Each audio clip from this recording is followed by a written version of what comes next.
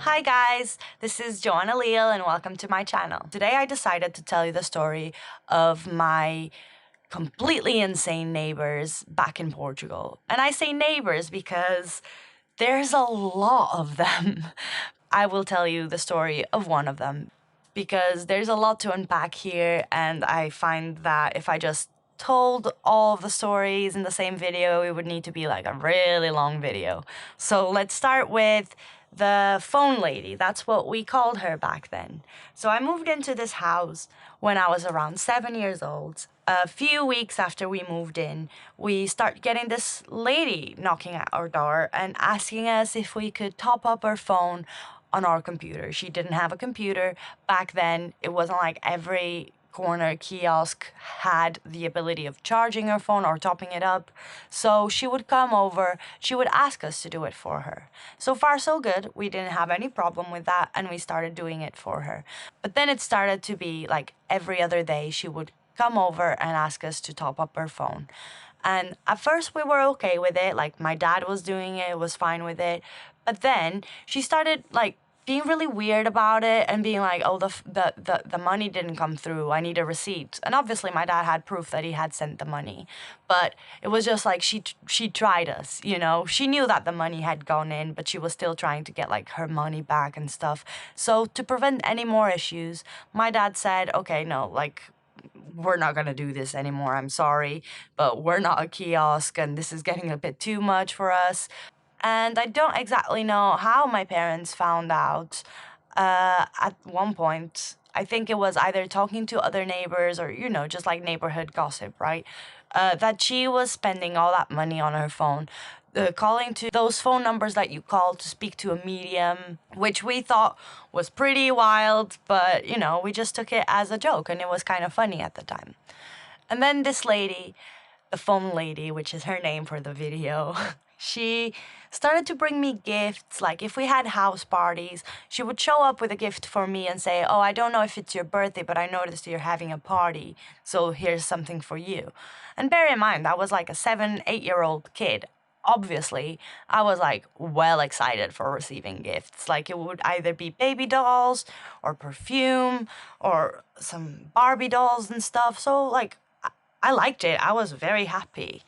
And then she started to pay attention to the friends that would come over, like my friends. We would play in the backyard and she would be able to see us from her house. And then she would come over, ask to meet my friends, learn their names. And later she would write me letters telling me her opinion about my friends, like naming them and saying, I like this friend because of X, and I don't like this friend because of Y.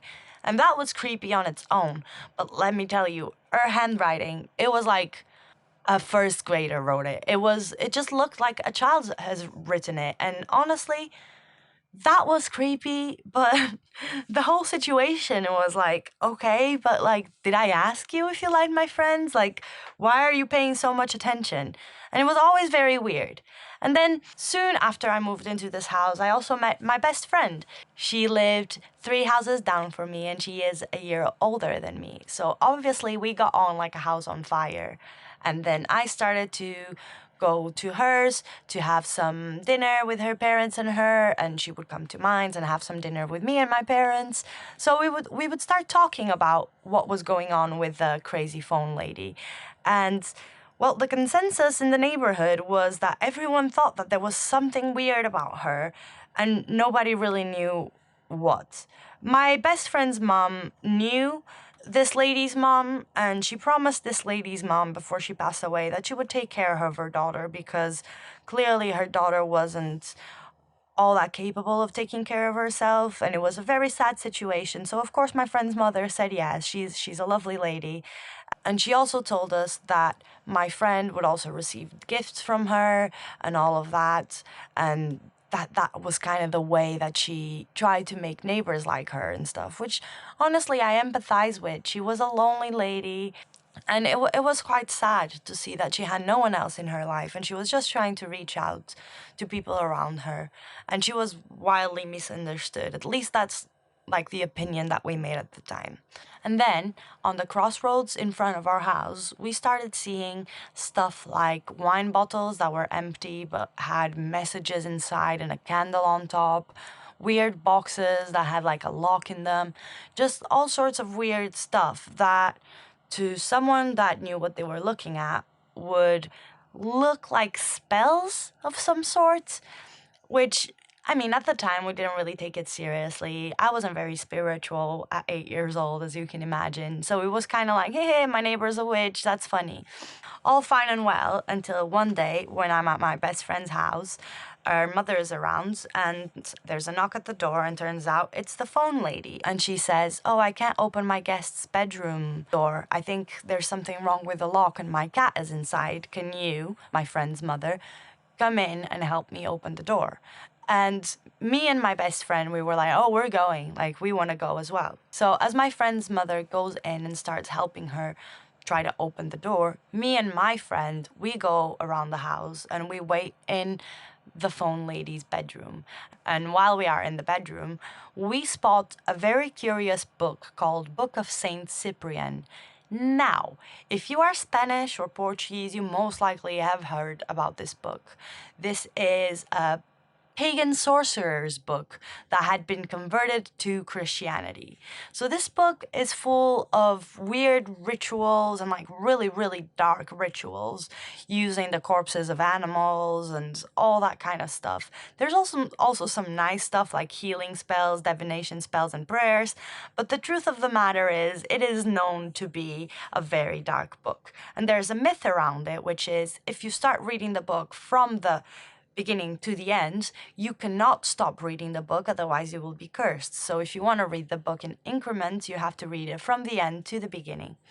Obviously, I've never read this book. I never even looked for it. I know some of my friends went and got it, and there was a lot of folklore around it, but I don't mess with stuff like that. So we spot the book on her bedside table along with some weird, I guess, Christian imagery and just like some witchy stuff, let's just say. But and bear in mind, nowadays, I do have a special respect for paganism and I do have my own set of beliefs in spirituality. So I don't see all of that as wicked or scary. But let me tell you, the vibe in that room was not white magic vibes. It was just like weird. And after a while of my friend's mother opening the door, I believe, and bear in mind that I was like really young, so I'm not really sure if this is accurate, but I believe the door was locked and she had locked it just to have an excuse to have someone go in and open the door. And the same would happen like with this perfume bottle that she had that she said she couldn't open. She would come over and ask us to open it and be like almost like upset when you managed to open it so quickly. Like she needed that human interaction. She wasn't getting it, and it was just sad. It was a sad situation, and I feel bad because obviously this went on over years, but I didn't have a lot of understanding on mental health, and I just saw her as crazy. I didn't really think that there might be something going on with her mental health or the fact that she was super lonely, which is sad. And then one day, this phone lady decides she is going to give a cake and a plant to my best friend's mother. My friend's mother, who at the time already had some understanding of how to clean yourself and clean your energies from evil eye or jealousy or, less than good magic, she told us, okay, if this phone lady ever gives you a gift, you can take the gift and give it to someone else, and then you will break the hex and it will not be directed at the person you gave it to. What happened after was really weird. It can be a coincidence, but I'm telling you the story in a way where I'm entertaining it as if it was real and every single coincidence happened to be there for a reason and not just as a coincidence. So she gave the cake and the plant to her mother, and apparently the plant within a day or two had completely wilted and died, which is like, okay, the plant wasn't meant for you, so now it's dead. And the cake was eaten, and it was only eaten by my friend's grandmother because her grandfather didn't eat the cake. No one else ate the cake. She was the only one that did. And then I think 4 or 5 days later, she was on a bus turning a corner. A freak accident happened. The bus just hit the corner of the street where this bank was, and I mean there was plenty of space for the bus to turn and everything, so it was quite freaky that the bus driver lost control.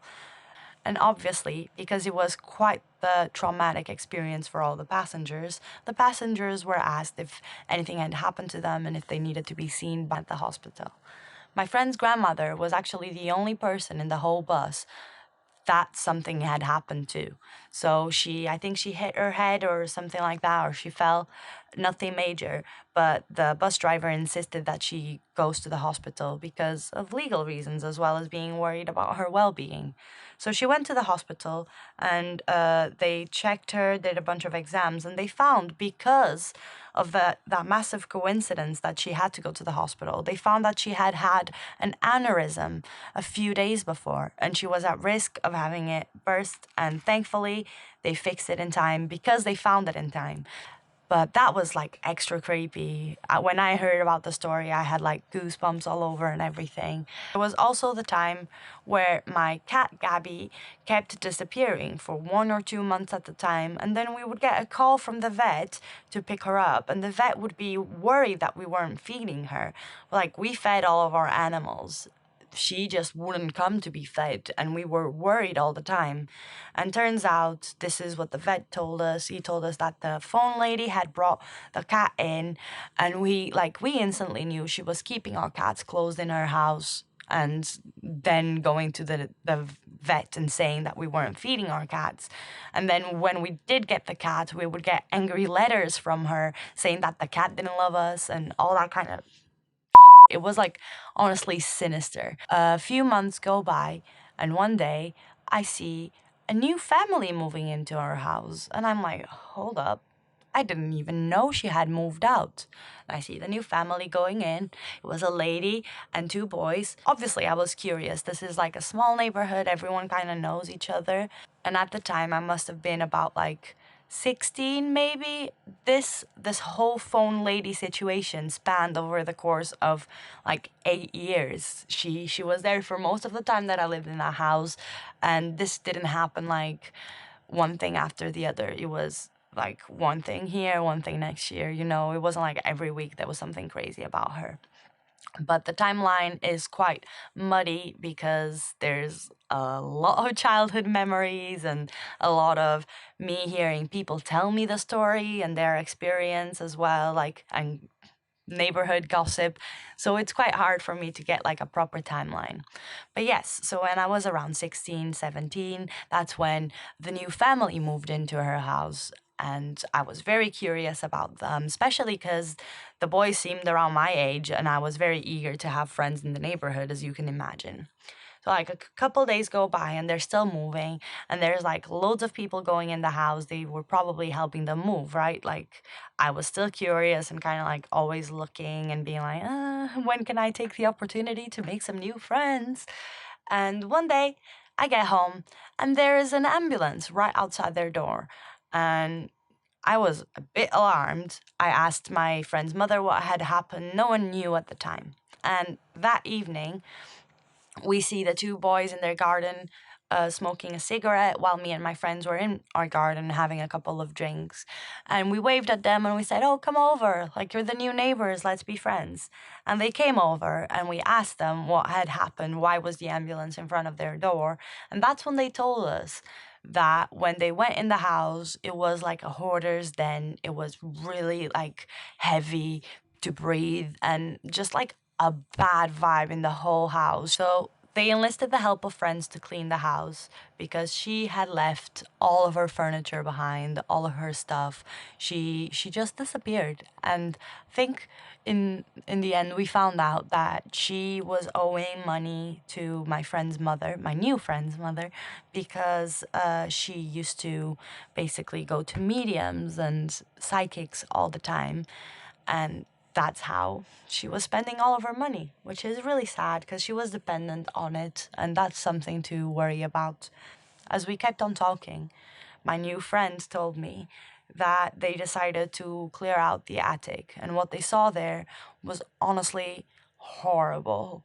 I had over 20 cats while I lived in that house, and they kept on disappearing. They kept on just like not showing up ever again. And obviously, as a child, I just thought, oh, someone took them. You know, they're someone else's cat now. But what my new friend had told me, like, literally changed how I saw that. He told us that there were skeletons of cats hanging from the ceiling and skeletons of what seemed to be birds, like chicken and stuff.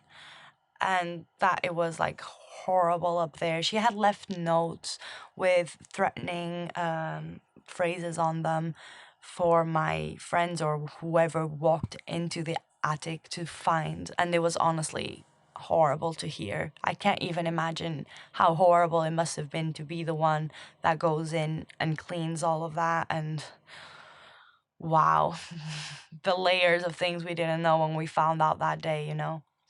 And as they were clearing the attic, there was an area that basically had like wood slabs and stuff on top, so you couldn't see that it was a skylight there.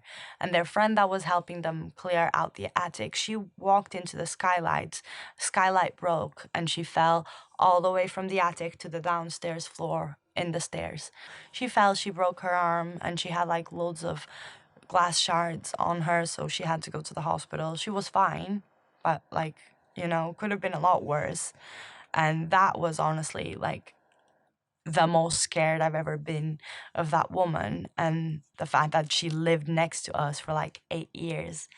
And that was the last I heard from her for about 2 or 3 years. And then when I started studying kitchen and I went to a new school, I went to a cafe near my school one time, and I see her. And she looked just like she did before. She was dressed the same way. She didn't look like she aged at all. She still looked like really like the creepy next door woman that they tell you in scary tales to be scared of. And I just got my coffee and left because I was really creeped out. There is no moral of the story or no like satisfying ends. This is just a story about how loneliness makes people lose it and become something dark sometimes. Obviously, it's not the case for everyone, but loneliness is so dangerous, and we should do our best when we live in a community to make sure everyone around us is well taken care of and has at least 5 minutes of good conversation a day if we can expend that time, because mental health and loneliness are very often hand in hand. And I feel like, as creepy as this story might sound, this lady, she needed help. She needed someone to care for her. And we didn't really know how to care for her. I don't even think we were kids, but I don't think anyone in that neighborhood was equipped with the right skills to help her. It's just a sad story. So yeah, that is it for the phone lady story. I still got a few other stories about the neighbors, as I told you. Let me know if you want to hear about those. Let me know your feelings about the story in the comments. Subscribe if you want to hear the rest of the stories. And if you're already subscribed, you are the best. Thank you. Have a good one. See you next time. Bye.